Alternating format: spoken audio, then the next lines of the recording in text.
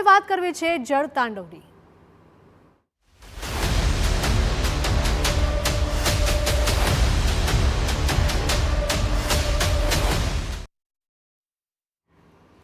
છેલ્લા 2 દિવસની સરખામણીએ રાજ્યમાં વરસાદનું જોર ઘટ્યું છે। રાજ્યના માત્ર 63 તાલુકામાં જ નોંધપાત્ર વરસાદ થયો છે। કચ્છ અને ઉત્તર ગુજરાતમાં જોવા મળ્યું વરસાદનું જોર।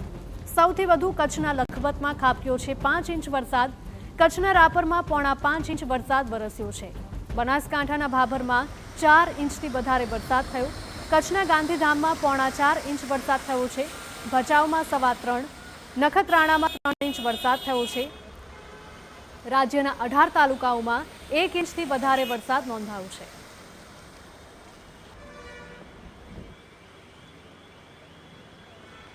બનાસકાંઠાના ભાભરમાં 4 ઇંચ કરતાં પણ વધારે વરસાદ નોંધાયો છે।